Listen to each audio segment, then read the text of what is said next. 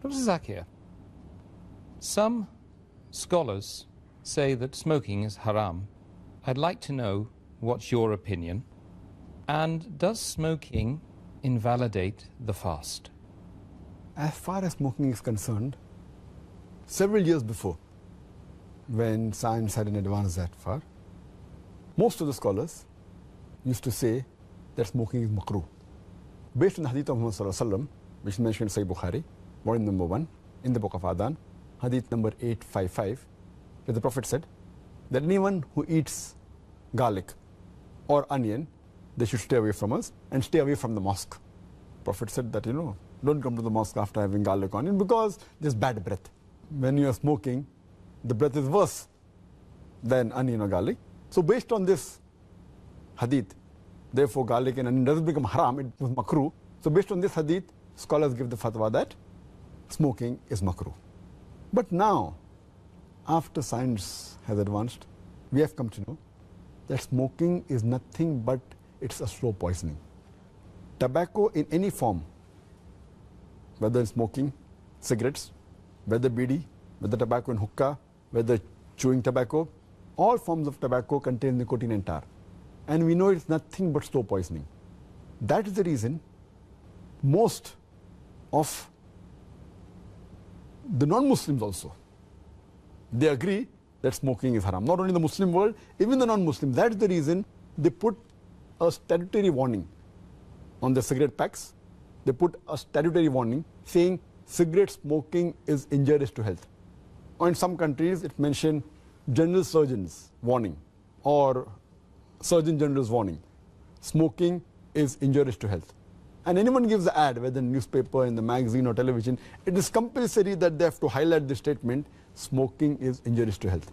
So I'm not talking about the Muslim world, even the non-Muslim world agrees that smoking is nothing but slow poisoning. And today, according to statistics, the World Health Organization says that every year more than 4 million people die only because of smoking. And if you count the other forms of tobacco, it will be much more. And today medical science tells us, and even I had learned when I was doing my medicine in the medical college, that more than 90% of the lung cancer deaths are only due to smoking, whether cigarette or bidi or whatever it is. 25% of the cardiovascular deaths are only because of smoking. 70 to 75% of bronchitis and related deaths are only because of smoking. Smoking is nothing but slow poisoning. It blackens your lips, blackens your gums, your fingertips, it damages your lips, it damages your esophagus, it damages your stomach, and it can cause constipation, it can cause loss of appetite, it can cause loss of libido, your sexual power gets suppressed, it can cause immunity to the drugs you take, and it reduces the defense of your body. And you can only give a talk on why smoking is haram, and I've given a talk on dietary laws in Islam, and I've covered this topic in detail. Time doesn't permit me here. But based on all these various research, there are today more than 400 fatwas. The majority of the scholars, they agree that smoking is haram, and all form of tobacco is haram. There may be certain scholars of certain countries, including this country where I come from, India, they say it is makruh yet. But most of the scholars, otherwise, throughout the world, majority of them, they agree that smoking is haram. Allah says in the Quran, in Surah Araf, chapter number 7, verse number 157, that you follow the prophet, the unlettered prophet who's mentioned in your law and scriptures. And further it says that this prophet asks you to do things which are good for you, tayyib for you.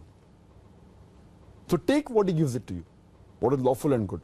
And he prohibits things which are khabith, things which are unlawful, things which are bad for you. So what a prophet gives, what he gives you which is good, take, and he prohibits you things which are khabith, unlawful, you have to abstain from it. This is the law.